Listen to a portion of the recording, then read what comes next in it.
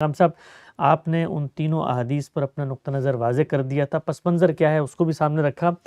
حدیث ثقلین پہ میرے سامنے کچھ سوالات ہیں، علمی انداز میں چاہتا ہوں آپ کے سامنے رکھ دوں۔ کہا یہ گیا ہے کہ جو نتیجہ آپ نے نکالا حدیث ثقلین کا کہ بھئی پیغمبر جو ہیں وہ دو چیزیں چھوڑ کے جا رہے ہیں، یہ بظاہر سننے میں کوئی بہت معنی خیز بات نہیں لگتی کہ پیغمبر ایک قرآن چھوڑ کے جا رہے ہیں جو اللہ کی کتاب ہے، دوسری اپنی بیویاں چھوڑ کے جا رہے ہیں جن سے آپ نے شادی کی، جب تک شادی رہی تب تک وہ بیوی رہے گی۔ جو بات دوسری طرف سے کہی جاتی ہے اس میں ایک علمی فکری پہلو نظر آتا ہے کہ بھائی آپ پیچھے پنجتن پاک چھوڑ کے جا رہے ہیں، آپ کی اولاد ہے، اس اولاد نے حکمرانی کرنی ہے، اس کی کوئی علمی فکری آرا ہوں گی، گھر کے اندر وہ رہے ہیں، دین انہوں نے سمجھا ہے، آپ کی بیٹی ہے، آپ کے نواسے ہیں، آپ کے داماد ہیں، آپ کے گھر کا حصہ ہیں، تو ان کو تو امت کے حوالے کر کے جانے سے کچھ آدمی کے ذہن میں آتا ہے کہ ان کے پاس کچھ چیز ہوگی پیغمبر کی جو ہم نے ان سے لینی ہے، بیویاں چھوڑ کے جا کر کیا حاصل ہوگا؟ میں اس طرح سے نہ اللہ کے دین کو سمجھتا ہوں، نہ مجھے اس طرح سمجھنے سے کوئی دلچسپی ہے۔ مجھے تو سب سے پہلے اللہ کی کتاب کو دیکھنا ہوتا ہے۔ میں یہ سوال کروں گا کہ قرآن مجید ہے، قرآن مجید کو اللہ تعالیٰ نے اپنا کلام قرار دیا ہے۔ قرآن مجید ہمارے لیے قیامت تک کے لیے ہدایت نامہ بن کے آیا ہے۔ اگر قرآن کے علاوہ کوئی چیز ایسی تھی جس کو رسالت مآب صلی اللہ علیہ وسلم ہماری ہدایت کے لیے چھوڑ کر جا رہے تھے، تو اللہ کی اس کتاب میں کیوں زیر بحث نہیں آئی؟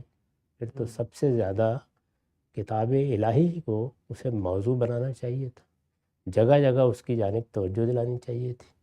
وہ ہمیں اپنے پیغمبر کے بارے میں یہ بتاتی ہے کہ اس کی اطاعت کی جائے گی، اس سے محبت کی جائے گی، اس کی اتباع کی جائے گی۔ وہ ہمیں اولو الامر کے بارے میں بتاتی ہے، یعنی تمہارے ہاں جو لوگ ذمہ داری کے منصب پر فائز کیے جائیں، جن کو سوسائٹی میں نظم اجتماعی کی ذمہ داریاں دی جائیں، ان کی بھی اطاعت کرو۔ اطیعوا اللہ و اطیعوا الرسول و اولی الامر منکم۔ وہ سیاست، معاشرت، معیشت کے بارے میں ضروری ہدایات دیتی ہے۔ اس پوری کتاب کو آپ پڑھ جائیے، اس میں اگر کوئی معاملہ زیر بحث آیا ہے، یعنی رسول اللہ پر ایمان لانے والوں کا کوئی معاملہ زیر بحث ہے اور اس میں نام لے کر کسی چیز پر گفتگو کی گئی ہے، تو وہ ہر جگہ صرف اور صرف ازواج مطہرات ہی۔ آخر کو وجہ ہے اس کی، کوئی سبب ہے؟ یعنی اگر یہ ایسا ہی معمولی معاملہ تھا تو وہ کتاب جس کی قیامت تک ہم نے تلاوت کرنی ہے، جس کو پڑھنا ہے، اس میں اس کو موضوع بنانے کی کیا ضرورت تھی؟ ایک پوری سورہ احزاب وہ رسالت مآب صلی اللہ علیہ وسلم کے گھر ہی کو زیر بحث لا رہی ہے۔ سورہ نور میں بھی ابتدائی حصہ اسی پس منظر میں ہے، ایک تہمت لگا دی گئی ہے، اس کے پس منظر میں ہدایات دی جا رہی ہیں۔ تو میں تو جب بھی دین کو سمجھنا چاہوں گا، سب سے پہلے اللہ کی کتاب کو دیکھوں گا۔ اللہ تعالیٰ نے اپنی کتاب میں ازواج مطہرات کے معاملے کو نہایت تفصیل کے ساتھ موضوع بنایا ہے۔ میں نے اس کی تفصیلات سامنے رکھ دی تھی اور یہ بتایا تھا کہ کوئی شخص بھی اٹھے وہ اللہ کی کتاب کو جا کر پڑھے۔ اس وقت قرآن مجید صرف عربی زبان میں نہیں ہے، اس کے تراجم دنیا کی ہر زبان میں موجود ہیں۔ اردو جاننے والے اردو میں، پنجابی جاننے والے پنجابی میں، انگریزی جاننے والے انگریزی میں، فارسی جاننے والے فارسی میں اس کا ترجمہ پڑھ سکتے ہیں۔ سورہ احزاب کو نکالیے اور پھر دیکھیے کہ وہاں ازواج مطہرات کس شان کے ساتھ موضوع بحث ہے۔ یہ بتایا جا رہا ہے کہ تمہاری حیثیت کیا ہے، لستن کاحد من النساء، تم دنیا کی عام عورتوں کی طرح نہیں ہو، تمہارا ایک خاص مقام ہے، تم پیغمبر سے وابستہ ہو چکی ہو، تم پیغمبر کے گھر والے اور پیغمبر کی ساتھ وابستہ لوگوں میں سب سے نمایاں ہو۔ تمہارے اوپر اگر کوئی الزام لگے گا یا تمہاری اخلاقی حیثیت زیر بحث آئے گی تو گویا نبوت زیر بحث آ گئی ہے۔ تو اس وجہ سے یہ فیصلہ کرو کہ تمہیں پیغمبر کے ساتھ رہنا ہے یا اپنی کوئی الگ دنیا آباد کرنی ہے۔ جب انہوں نے فیصلہ کر لیا تو پھر انہیں بتایا گیا ہے کہ تمہیں اب کن آداب کی پابندی کرنی ہے، کن حدود میں رہنا ہے، تمہارے لیے اللہ کا خصوصی قانون کیا ہے، وہ خصوصی قانون بیان کیا گیا ہے۔ یعنی اگر نیکی اور خیر کا راستہ اختیار کرو گی تو ہر عمل کا اس کے بعد دوہرا اجر ملے گا۔ کن کے مقابلے میں دوہرا اجر ملے گا؟ عام لوگوں کے مقابلے میں، عام صحابہ کے مقابلے میں۔ ان کے علاوہ ہر شخص کے مقابلے میں، اور اگر غلطی کا ارتکاب کرو گی تو اس کے نتیجے میں دوہرا عذاب بھی ہوگا، یہ بتایا گیا۔ پھر ان سے کہا گیا ہے کہ اب تمہیں ان آداب کے ساتھ زندگی بسر کرنی ہے تو تمہاری زندگی کیا ہونی چاہیے؟ تمہارے ہاں نماز کا اہتمام ہو، تم اللہ کی راہ میں خرچ کرنے والی بنو، اور جو حکمت تمہارے اوپر نازل کی جا رہی ہے، تمہارے گھروں میں نازل ہو رہی ہے، یہ سعادت تمہیں کو حاصل ہے کہ قرآن تمہارے سامنے اترتا ہے، اللہ کی حکمت آتی ہے، اس کا چرچا کرو، یہ انہیں بتایا جا رہا ہے۔ تو جن کو اس حکمت کا چرچا کرنے کی یہاں ہدایت کی جا رہی ہے، لوگ ان سے رجوع کریں گے یا کسی اور چیز کی طرف رجوع کریں گے؟ ان کا تو باقاعدہ طریقے سے اللہ تعالیٰ نے خود ذکر کیا ہے۔ یہ سب کچھ کرنے کے بعد یہ فرمایا گیا ہے کہ لوگ بھی اب متنبع ہو جائیں، ہم نے ان کو یہ عزت دی، ان کو یہ مقام دیا، انہوں نے یہ فیصلہ کیا ہے، یہ اس کے بعد اب ان حدود اور آداب کی پابندی کریں گی، کہیں باہر بھی نہیں جائیں گی، کوئی سرگرمی بھی اختیار نہیں کریں گی، یہ اب پیغمبر کے ساتھ وابستہ ہے اور پیغمبری کے گھر کے ساتھ اپنی موت تک وابستہ رہیں گی۔ کوئی شخص ان کے بارے میں اب یہ تصور بھی نہ کرے کہ پیغمبر کے دنیا سے رخصت ہو جانے کے بعد وہ ان سے شادی کرے گا۔ ان کے بارے میں یہ کہا گیا کہ اب آپ کو ان کو طلاق دینے کا حق بھی باقی نہیں رہا، آپ ان کی جگہ دوسری بیویاں نہیں لا سکتے۔ یہ ساری باتیں اس بیان میں موجود ہے۔ یہ سب کچھ بیان کرنے کے بعد یہ کہا ہے کہ اللہ تعالیٰ یہ سب کیوں کر رہا ہے، اللہ نے یہ احکام کیوں دیے ہیں؟ اس لیے دیے ہیں کہ اللہ تعالیٰ کے پیش نظر یہ ہے کہ اے گھر والو، اے پیغمبر کے گھر والو، اللہ چاہتا ہے کہ ہر طرح کی غلاظت جو تم پر تھوپنے کی کوشش منافقین کر رہے ہیں ان سے تمہیں پوری طرح پاک رکھے۔ یہ اللہ تعالیٰ نے فرمایا ہے۔ قرآن مجید کی ان آیات کو پڑھیے، پوری سورہ کا مطالعہ کیجیے، اس کے بعد یہ سوالات باقی رہتے ہیں جو آپ نے کیے ہیں۔ یعنی اللہ تعالیٰ جو کچھ فرما رہے ہیں ان کو سامنے رکھ کر اب ہر روایت کو دیکھا جائے گا۔ میں نے ایسا ہی کیا ہے، اور پھر دیکھیے کہ اس روایت کی جتنی تعبیریں ہمارے ہیں ان کو بھی تھوڑی دیر کے لیے ایک طرف رکھ دیں، جس طریقے سے وہ آئی ہے اس کو بھی چھوڑ دیں، یہ دیکھیں کہ اس میں جو بات بیان کی گئی ہے وہ کیا ہے۔ اس پہ پہلے کتاب اللہ کا ذکر ہے۔ کتاب اللہ ہمارے لیے دین کے لحاظ سے ایک بھاری ذمہ داری ہے، ہم حامل کتاب بنائے گئے ہیں۔ جن پہلی قوموں کو حامل کتاب بنایا گیا ان کو اس وجہ سے اہل کتاب کہا جاتا ہے، یعنی اللہ کی کتاب کے تم حامل بنا دیے گئے ہو، اللہ کی کتاب تمہیں دے دی گئی ہے، اللہ کی کتاب کی ذمہ داری تم پر عائد ہوتی ہے۔ اسی کو آگے بیان کیا ہے کہ اس کو پکڑے رکھنا، رغبت دلائی ہے، بار بار یہ کہا ہے۔ دوسری چیز کے بارے میں تو ایسی کوئی بات کہی نہیں آپ نے، دوسری چیز کے بارے میں فرمایا ہے اور یہ میرے گھر والے ہیں، یہ تمہاری ذمہ داری ہے۔ اس میں الفاظ کیا ہیں؟ اذکرکم اللہ فی اہل بیتی، میں تمہیں اپنے گھر والوں کے معاملے میں اللہ یاد دلاتا ہوں۔ میں نے عرض کیا تھا کہ اب اس کو قرآن کی روشنی میں دیکھیے تو یہ معلوم ہوگا کہ رسالت مآب صلی اللہ علیہ وسلم کی یہ ازواج ہیں، یہ اس وقت پوری امت کی ذمہ داری ہیں، ان کو آپ کے گھر میں رکھا گیا ہے، یہ اپنا کوئی نیا گھر نہیں بسا سکتی، اس لیے ناگزیر تھا کہ ان کے بارے میں حضور نصیحت کریں۔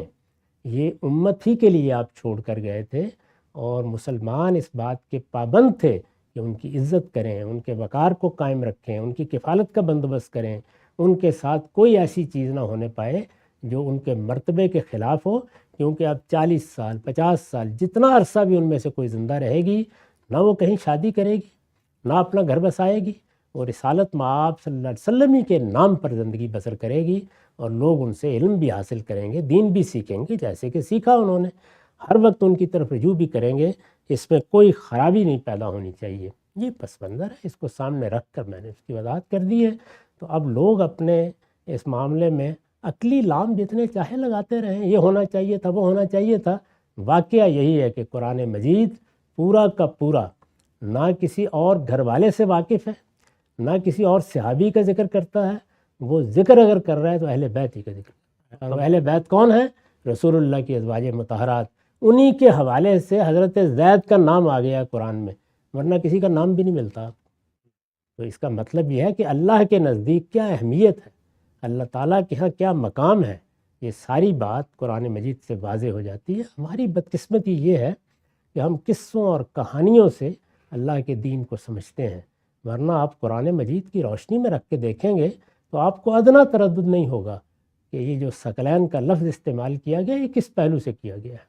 ایک ہماری دینی ذمہ داری تھی، دوسری ہماری اخلاقی ذمہ داری تھی۔ دونوں چیزوں کو رسول اللہ نے بیان فرمایا، اور اللہ کا شکر ہے کہ دونوں ذمہ داریاں صحابہ کرام نے کمال دیانت کے ساتھ پوری کی ہیں۔ یعنی اللہ کی کتاب کو انہوں نے بالکل حفاظت سے آگے منتقل کیا، وہ ہم تک پہنچی ہے۔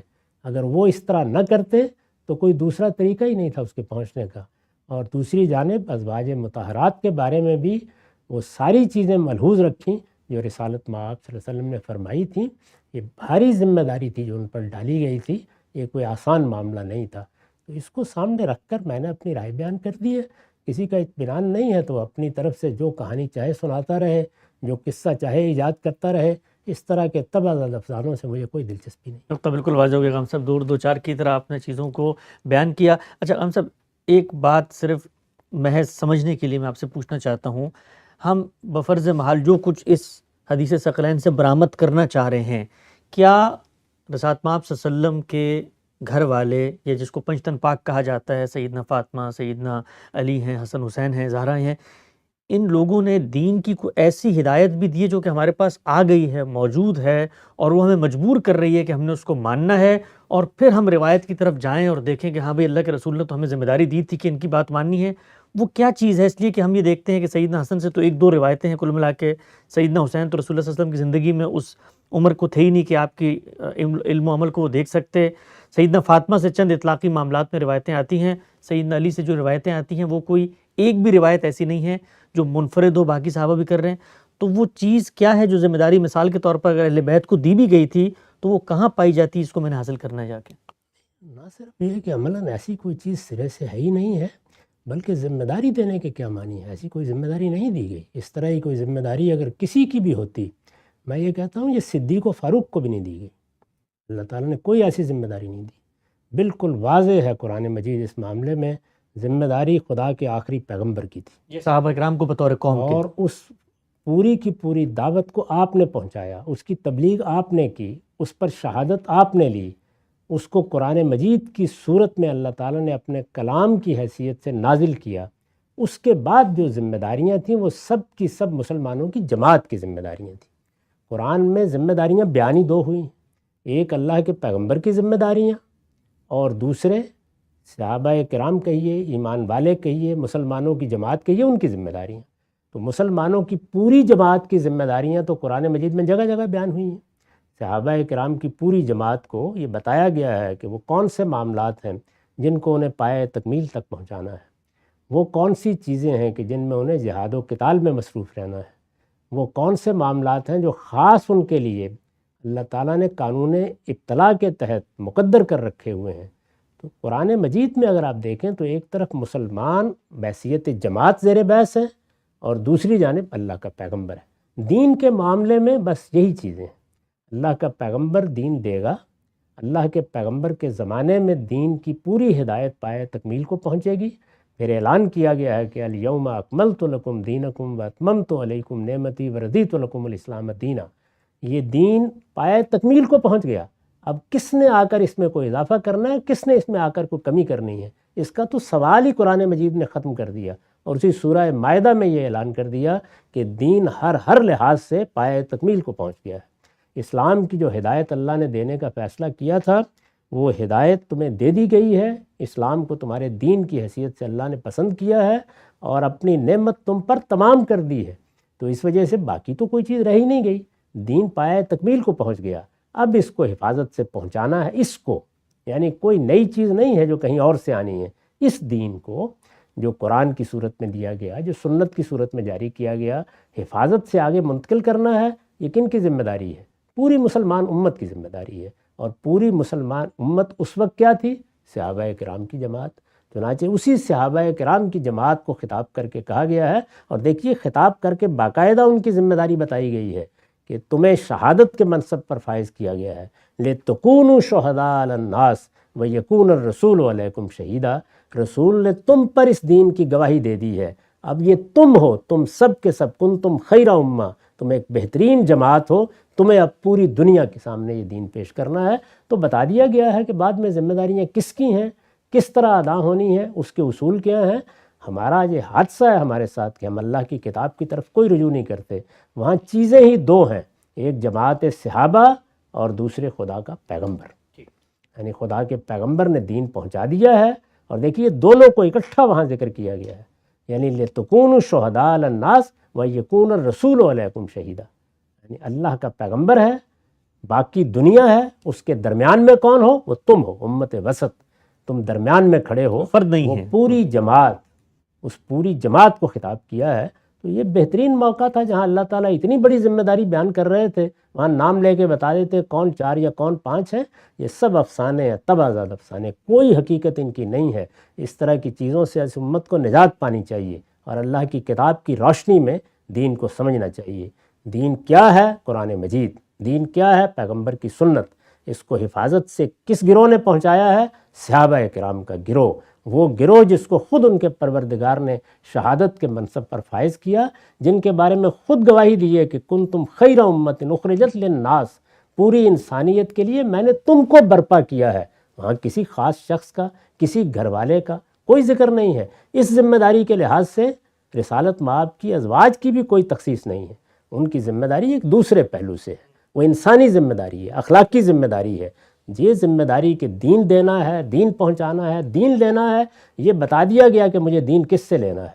مجھے دین اللہ سے لینا ہے، اس کی کتاب موجود ہے. اس کے رسول سے لینا ہے، اس کی سنت موجود ہے. یہ دین یعنی قرآن اور سنت کن کے ذریعے سے پہنچا ہے؟ وہ جن کو شہادت کے منصب پر فائز کیا گیا. وہ کون ہے؟ وہ اللہ کے پیغمبر پر ایمان لانے والے ہیں.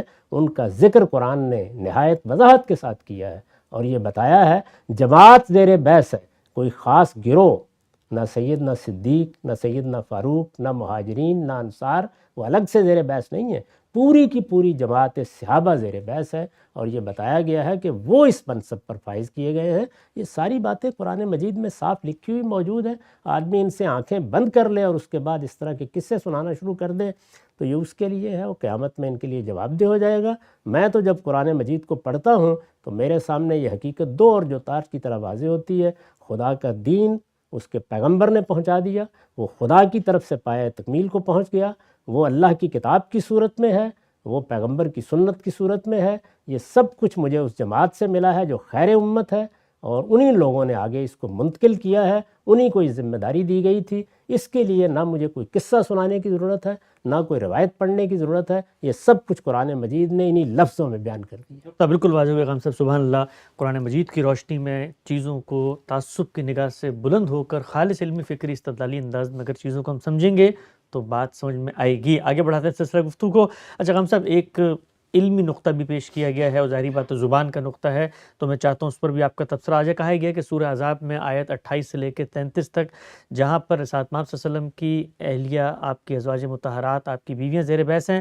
ہر جگہ پہ جو پروناؤن ہے وہ مؤنث کا صیغہ استعمال کیا گیا، لیکن یکا یک ہم دیکھتے ہیں کہ آیت 33 میں مذکر کا صیغہ آ گیا اور کم کہا گیا ہے. استدلال اس سے کہا جاتا ہے کہ بھائی اگر بیویاں ہی سب جگہ زیر بحث ہے تو کم کا صیغہ کیوں آیا؟ کم تو جمع کے لیے بولا جاتا ہے، مردوں کے لیے. تو استدلال یہ کیا جاتا ہے کہ اس سے تو پنجتن پاک مراد ہیں، کیونکہ اس میں 4 مرد تھے اور 1 عورت تھی، تو اس لیے علی سبیل تغلیب غلبے کا اسلوب اپناتے ہوئے مردوں کو مخاطب کر دیا. یہ کیوں ہوا غامدی صاحب کہ آیت 33 سے 28 تک ہر جگہ پیغمبر کی بیویاں زیر بحث ہیں، اور اچانک جو ہے وہ پروناؤن جو ہے وہ مذکر کیا جاتی ہے؟ اس طرح کے لوگوں کو میری نصیحت ہے کہ باقی کام چھوڑ کر پہلے عربی زبان سیکھیں، بلکہ اردو زبان بھی سیکھیں. اردو زبان میں بھی اہل بیت کا جو ترجمہ ہم نے کیا ہے گھر والے، اس کے لیے ہم مذکری کے صیغے استعمال کرتے ہیں اور جمعی کے صیغے استعمال کرتے ہیں.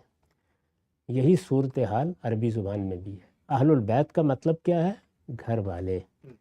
ہم جب اردو میں یہ لفظ استعمال کرتے ہیں تو یہاں بھی یہی قواعد ہوتے ہیں. قواعد کیا چیز ہے؟ یہ اس طرح منطقی طریقے سے نہیں ہوتے. اہل زبان کیا بولتے ہیں، ان کا عرف استعمال کیا ہے. مجھے اگر مثال کے طور پر آپ سے بات کرنی ہے، میں نے آپ کو بلایا ہے، آپ تشریف لائے ہیں کسی دعوت میں، تو میں یہ کہتا ہوں گھر والے نہیں آئے، یعنی آپ کی بیوی کے بارے میں بات کر رہا ہوتا ہوں. اگر مجھے تنہا ذکر کرنا ہو تو میں یہ کہوں گا آپ کی اہلیہ نہیں آئیں، یعنی وہاں الفاظ بدل لوں گا. تو جہاں ازواج مطہرات کا ذکر آئے گا وہاں سیغے ان کے لحاظ سے آئیں گے. جب ان کے لیے گھر والے کا لفظ بولا جائے گا تو سیغے اس کے لحاظ سے آئیں گے، اور ایسے ہی آئے ہیں. میں آپ کو یہ بتاتا ہوں کہ قرآن مجید اس طرح کے بے معنی استدلالات کے لیے کبھی کوئی گنجائش ہی نہیں چھوڑتا. آپ جائیے سورہ ہود میں ذرا وہ واقعہ پڑھیے جس میں فرشتے آئے ہیں، وہ سیدنا ابراہیم کے پاس آ کے ایک طرف ان کو ایک بشارت دے رہے ہیں اور دوسری طرف یہ بتا رہے ہیں کہ وہ قوم لوط کے معاملے میں اب آخری فیصلہ لے کر آ گئے ہیں۔ اس موقع پر جب انہوں نے بشارت دی ہے تو وہاں تنہا سیدہ سارہ ہیں، تنہا سیدہ سارہ ہیں، جی ان کے درمیان اور فرشتوں کے درمیان مکالمہ ہو رہا ہے۔ جیسے ہی انہوں نے بشارت دی تو انہیں تعجب ہوا کہ میں تو بوڑھی ہو چکی ہوں، میرے خاوند بھی بہت بوڑھے ہیں، ہمارے ہاں اولاد کیسے ہو جائے گی، یہ کیا بات ہے؟ اب دیکھیے فرشتے کیا کہتے ہیں، وہ کہتے ہیں اتعجبین من امر اللہ، مؤنث کا صیغہ، واحد کا صیغہ، کوئی دوسری عورت موجود نہیں، کوئی بچہ موجود نہیں، اتعجبین من امر اللہ، اللہ کی بات کے بارے میں تعجب کرتی ہے، یعنی ایک خاتون کو خطاب کر کے کہا ہے۔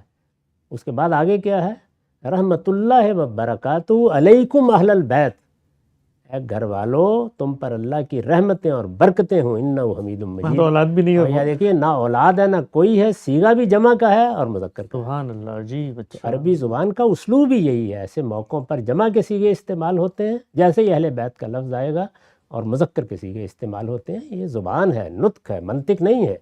اس کے قواعد، ضوابط، اس کے اسالیب، اس میں استعمال کے کیا طریقے ہیں، ان لوگوں کو کچھ وقت ان کو پڑھنے میں صرف کرنا چاہیے۔ تو بالکل واضح ہو گیا۔ اچھا ہم سب ایک چیز اور بھی سامنے آتی ہے، وہ یہ کہ جس وقت ہم کوئی حدیث بتاتے ہیں اور آپ سے پوچھتے ہیں کہ جی اصل روایت کیا ہے، آپ کا نقطہ نظر اس پر کیا ہے، اور بھی مختلف روایات آتی ہیں جن کے اندر بعض ایسے الفاظ ہیں وَلَن يَتَفَرَّقَا حَتَّى يَرِدَ عَلَى الْحَوْضِ فَانظُرُوا كَيْفَ فِيهِمَا، کہا گیا ہے کہ وہاں پر تو یتفرقا دونوں کے بارے میں کہا گیا ہے کہ یہ قرآن اور اہل بیت دونوں سے جدا نہ ہونا، فیہما دونوں کی بات کی جا رہی ہے۔ تو یہ بھی ذرا بیان کیجئے گا کہ احادیث کو سمجھنے کا جو طریقہ ہے، احادیث باب پر نظر ہوتی ہے، اصل روایت کو دیکھا جاتا ہے، بنیادی کتب میں کب سب سے پہلے بات کیسے آئی ہے، یہ سب چیزوں کو دیکھا جاتا ہے، اور سب سے بڑھ کے کہ قرآن کی روشنی میں روایت کو سمجھا جائے گا۔ اگر روایت میں جس طرح حدیث ثقلین میں نے آپ کے سامنے پڑھ کے سنائی، صحیح مسلم کی جو روایت آپ نے اصل کے طور پہ پیش کی ہے، اس میں الفاظ نہ بھی ہوتے اور ساتھ صلی اللہ علیہ وسلم کی نسبت سے ہی آ جاتے کہ جی دو ذمہ داریاں چھوڑ رہا ہوں، دونوں سے دین اخذ کرنا ہے، تب بھی ہم اس کو قرآن کی روشنی میں دیکھتے چاہے جائے کہ کوئی ایک روایت ہمارے سامنے پیش کی جائے۔ میں نے اپنی کتاب میزان میں ایک پورا باب لکھا ہے، فہم حدیث کے کیا اصول ہیں۔ ظاہر ہے لوگ باتیں بیان کر رہے ہیں، لوگ جو کچھ بیان کر رہے ہیں وہ مختلف ذرائع سے ہم تک پہنچ رہا ہے۔ ایک ہی مضمون کی چیز ہوتی ہے، اس کو ایک سننے والا ایک طرح بیان کرتا ہے، دوسرا سننے والا دوسرے طریقے سے بیان کرتا ہے، ایک دور میں وہ ایک طرح سے بیان ہوتی ہے، دوسرے دور میں کسی دوسرے طریقے سے بیان ہوتی ہے۔ چنانچہ تمام روایات کو اپنے سامنے رکھنا چاہیے، احادیث باب کو سامنے رکھ کر پھر یہ دیکھنا چاہیے کہ اصل بات کیا تھی۔ تو اصل بات بالکل وہی ہے جو مسلم میں بھی روایت ہو گئی ہے، دارمی میں بھی روایت ہو گئی ہے، جس پر میں نے تبصرہ کیا تھا۔ اس میں قرآن مجید کے بارے میں یہ بتایا گیا ہے کہ وہ تمہارے لیے ہدایت کا سرچشمہ ہے، اس کو مضبوط پکڑ کے رکھنا، اس سے ہدایت حاصل کرنا۔ اور اہل بیت کے بارے میں یہ کہا گیا ہے کہ میں تمہیں اللہ کا خوف دلاتا ہوں، اللہ یاد دلاتا ہوں، اس میں اللہ تعالیٰ کی ہدایات کو پیش نظر رکھنا۔ ان کے بارے میں اخلاقی نصیحت کی گئی ہے اور قرآن مجید کو ہدایت کے منبع کی حیثیت سے پیش کیا گیا ہے، کیونکہ روایت اصل میں ہے بھی اس طرح۔ یہ سب باقی اضافے جو ہیں آپ ان کو جب تلاش کریں گے تو معلوم ہو جائے گا کہ یہ کس طرح لوگوں نے بعد کے زمانوں میں کیے ہیں۔ اصل روایت بھی بالکل واضح ہو جائے گی اس کی تاریخ کو دیکھنے کے بعد، اور یہ بھی معلوم ہو جائے گا کہ جو کچھ بھی روایت ہوگی بہرحال قرآن مجید کے مدعا میں روایت کوئی تغیر، کوئی تبدیلی نہیں کر سکتی۔ قرآن مجید بالکل واضح ہے کہ اہل بیت ازواج مطہرات ہیں، اس کے علاوہ کسی اور کے بارے میں کوئی تصور بھی نہیں کیا جا سکتا۔ باقی توسن میں نے عرض کر دیا تھا کہ میں بھی بعض اوقات یہ کہوں گا بیٹھ کر کہ یہ تو میرے بچے ہیں، یہ تو میرے گھر والے ہیں، میں اپنے نواسوں کے بارے میں کہہ سکتا ہوں، میں اپنے پوتوں کے بارے میں بھی کہہ سکتا ہوں، میں کسی غیر کے بارے میں کہہ سکتا ہوں۔ مجھے بڑی اچھی طرح یاد ہے کہ ہمارے ہاں ایک ملازم کافی 15-16 سال کام کرتا رہا، تو میں نے یہ کہا کہ بھئی یہ تو ہمارے اب گھر والا ہی ہے۔ تو یہ وہ استعمالات ہوتے ہیں، ان کو زبان کے استعمالات میں سمجھنا چاہیے۔ اس لحاظ سے رسول اللہ نے اگر کسی موقع پر یہ فرمایا کہ سلمان منا اہل بیت، کہ سلمان تو گویا ہمارے گھر والا ہی ہے، تو یہ اس محبت کے انداز میں کہا جاتا ہے۔ باقی جہاں تک قرآن کا تعلق ہے وہ بالکل واضح ہے، اس میں میں یہ دعوت دوں گا آپ کو بھی، ہر شخص کو، کہ وہ جائے اور جا کر سورہ احزاب کو ہر طرح کے تعصبات کو باہر رکھ کر پڑھے اور پھر دیکھے کہ اللہ کی کتاب کیا کہہ رہی ہے، کن کے بارے میں کہہ رہی ہے، کس اسلوب میں کہہ رہی ہے، کیا مسئلہ زیر بحث ہے۔ یہ سب کی سب روایتیں اس کے تابع ہوں گی تو قابل قبول ہیں، اور اگر اس سے ادنا انحراف کریں گی تو ان کو کسی بحیرہ عرب میں پھینک دینا چاہیے۔ نقطہ بالکل واضح ہو گیا۔ اچھا قاسم صاحب، ایک اور بات کہی گئی ہے کہ یہ جو حیثیت دی جاتی ہے ازواج مطہرات کو، بیوی تو نکاح کر کے آئی ہے، جب تک نکاح قائم ہے اس وقت تک نسل کا بھی حصہ ہے اور نسب کا بھی حصہ ہے، لیکن اگر وہ الگ ہو گئی، طلاق دے دی گئی تو وہ تو چلی جاتی ہے، لیکن اولاد تو نسل میں رہتی ہے، اصل ہوتی ہے۔ تو اہل بیت میں اگر کسی کو مراد لینا چاہیے تو وہ تو اولاد ہونی چاہیے، اس لیے کہ بیوی کو تو آپ طلاق بھی دے دیں وہ چلی جائے گی، لیکن اولاد کو تو آپ طلاق نہیں دے سکتے۔ اس استدلال پہ کیا کہیں گے کہ جی، ان سے کہنا چاہیے کہ بارگاہ خداوندی میں پیش کر کے قرآن میں ترمیم کرا لیں۔ قرآن مجید بالکل واضح ہے، اس میں کوئی ادنا تعجب بھی نہیں۔ میں نے یہاں بتا دیا آپ کو کہ سیدہ سارہ کو اہل بیت کہا گیا ہے، اس کے بعد کوئی گنجائش رہ جاتی ہے باقی؟ نہیں۔ تو اس وجہ سے اللہ کی کتاب کے سامنے سرنگوں ہونا، سر تسلیم خم کرنا، یہ ایمان ہے۔ یہ نہیں ہے کہ اس طرح کی باتیں کر کے اللہ تعالیٰ کو تجویز کیا جائے کہ یوں ہونا چاہیے تھا اور یوں ہونا چاہیے تھا۔ جو عربی زبان کے اسالیب ہیں ان میں بالکل واضح ہے کہ اہل بیت گھر والے ہوتے ہیں، اس کا اولین مصداق ہماری بیویاں ہوتی ہیں، یہی ہم بولتے ہیں، یہی عربی زبان میں ہے۔ اور یہ دیکھیے سورہ ہود میں تو صراحت کے ساتھ خطاب کیا گیا اور صرف سارہ ہے، اتعجبین من امر اللہ، واحد مؤنث کے صیغے سے خطاب شروع ہوا ہے، وہاں پر بھی یہی کہا گیا، یہی صیغے ہیں، یہی انداز ہے، یہی اسلوب ہے۔ تو یہ باتیں جو لوگ کرتے ہیں ان کو کرنے دیجیے، اپنی باتیں ہم نے صحیح بات واضح کر دی ہے۔ قرآن مجید کی روشنی میں جو ذمہ داری ڈالی گئی وہ ازواج مطہرات کے بارے میں ہماری مائیں قرار دیا گیا ہے، ان کو کوئی معمولی درجہ نہیں ہے۔ یہ پیغمبر ہمارے باپ ہیں اور وہ ہماری مائیں ہیں، اور ماؤں کی حیثیت سے بیٹوں پر جو ذمہ داری عائد ہوتی تھی اس ذمہ داری کو حضور نے بیان فرمایا ہے۔ وہ ذمہ داری بیٹوں نے آخری درجے میں ادا کر دی، انہوں نے اس میں کوئی کوتاہی نہیں کی ہے۔ باقی لوگ جو کچھ کر رہے ہیں وہ اپنا انجام خود سوچ لیں اور اپنا جواب بھی خود سوچ لیں۔ نقطہ بالکل واضح ہو گیا۔ ہم صاحب دو چھوٹے سے نقطے آخر میں چاہتا ہوں اس کی وضاحت بھی آ جائے۔ اچھا، یہ جس وقت کہا جاتا ہے کہ جی آیت تطہیر سورہ احزاب میں جس پس منظر میں نازل ہوئی، الفاظ بتا رہے ہیں پکار پکار کے کہ ازواج مطہرات زیر بحث ہیں، کہا جاتا ہے کہ آپ ہمیں کوئی روایت لا کے دکھائیں جس میں ازواج مطہرات ہی کہہ رہی ہوں کہ آیت ہمارے بارے میں ہے، تب ہم آپ کی بات مان لیں گے۔ وہ تو حدیث قصہ، اگرچہ اس پر ہم بہت تفصیلی الگ ویڈیو میں گفتگو کر چکے ہیں، اس کو لوگ وہاں سن سکتے ہیں کہ ازواج مطہرات تو آیت تطہیر کو ان بچوں سے متعلق قرار دے رہی ہیں۔ تو غامدی صاحب جس آیت تطہیر کو ازواج مطہرات کی طرف لوٹا رہے ہیں وہ تو کوئی روایت نہیں اس میں کہہ رہی ہوں کہ جی یہ تو ہمارے لیے نازل ہوئی ہے۔ میں اس کو قرآن کی بارگاہ میں جسارت سمجھتا ہوں۔ کیوں جاؤں میں؟ قرآن مجید عربی مبین میں نازل ہوا ہے، اس کا لفظ لفظ واضح ہے، اس کا سیاق و سباق بالکل واضح ہے۔ میں سورہ کو پڑھنے کے بعد کسی اور جانب نگاہ کیوں اٹھاؤں گا؟ وہ قبول کریں تو پھر ہم کہیں قرآن نے اس کا کوئی سوال ہی نہیں، اس کا کوئی تصور بھی نہیں کیا جا سکتا۔ کوئی بات آئے گی اس کو بھی قرآن کے الفاظ، قرآن کا سیاق، قرآن کا سباق قبول کرے گا، وہ قابل قبول ہوگی۔ کوئی چیز قرآن سے باہر سے آ کر قرآن پر اثر انداز نہیں ہو سکتی۔ نقطہ واضح ہو گیا۔ آخری سوال غام صاحب، اگرچہ یہ ایک ضمنی اشکال ہے لیکن میں غام صاحب کی خدمت میں رکھ دیا۔ کہا یہ جاتا ہے کہ اگر رسالت پاک صلی اللہ علیہ وسلم کی بیویاں ہی اہل بیت تھیں تو پھر جس وقت رسالت پاک صلی اللہ علیہ وسلم کی بیویوں اور ان کے باقی گھر والوں کے درمیان نزاع ہوا ہے، جنگیں ہوئی ہیں سیدنا علی اور سیدنا عائشہ کے درمیان، تو بڑے صحابہ نے سیدہ عائشہ کا پھر اس وقت ساتھ کیوں نہیں دیا؟ اگر اہل بیت میں بیویاں ہی تھیں اور بیوی ہی اصل ہے تو انہوں نے تو دوسرے لوگوں کا ساتھ دیا۔ ان کی ذمہ داری ڈالی گئی تھی، حق و باطل کے معاملے میں ساتھ دینے کی کوئی ذمہ داری نہیں تھی۔ نہ اللہ تعالیٰ اس طرح کبھی کرتے ہیں، اس میں ہر شخص کو فیصلہ کرنے کا حق تھا۔ جو یہ سمجھتا تھا کہ سیدہ عائشہ کا اقدام درست ہے اس کو سیدہ عائشہ کا ساتھ دینا چاہیے تھا، جو یہ سمجھتا تھا کہ سیدنا علی کا اقدام درست ہے اس کو سیدنا علی کا ساتھ دینا چاہیے تھا۔ اس میں تو فیصلے اس بنیاد پر ہوتے ہیں کہ کسی موقع پر کیا کہا جا رہا ہے۔ تو میں نے یہ کب کہا ہے کہ ان کو کوئی خصوصی حیثیت دے دی گئی ہے، ان کی بات سے اب اختلاف نہیں کیا جا سکتا، ان کے اقدام سے اختلاف نہیں کیا جا سکتا؟ میں تو عرض کرتا ہوں یہ زیر بحث ہی نہیں ہے۔ اللہ تعالیٰ نے کسی کو کوئی اتھارٹی نہیں دی، یعنی دین کو پہنچانے کی ذمہ داری مسلمانوں کی اس جماعت کی ہے جس کو ہم جماعت صحابہ کہتے ہیں۔ ازواج مطہرات کی حیثیت ہماری ماؤں کی ہے، ان سے متعلق اخلاقی ذمہ داریاں ہم پر ڈالی گئی ہیں۔ وہ کوئی بات کہیں گی اس کو علم و عقل کی روشنی میں دیکھا جائے گا، اگر وہ قابل قبول ہوگی قبول کی جائے گی، ورنہ نہیں مانی جائے گی، اس لیے کہ ان کو کسی پیغمبری کے منصب پر فائز نہیں کیا گیا، نہ ان کے لیے کسی عصمت کا دعویٰ کیا گیا ہے۔ ان کی اخلاق کی ذمہ داری ہم پر ڈالی گئی ہے۔ میری ماں کی مجھ پر ذمہ داری یہ ہے کہ میں اس کا ادب کروں، اس کا احترام کروں، اس کی باتوں کے سامنے سر جھکاؤں، ہر حال میں اس کا ساتھ دوں، اس کے ساتھ حسن سلوک کروں۔ یہ کہ ماں مجھے اگر شرک کرنے کے لیے کہے گی تو میں مان لوں گا، وہ ناحق کوئی مطالبہ کرے گی تو مان لوں گا۔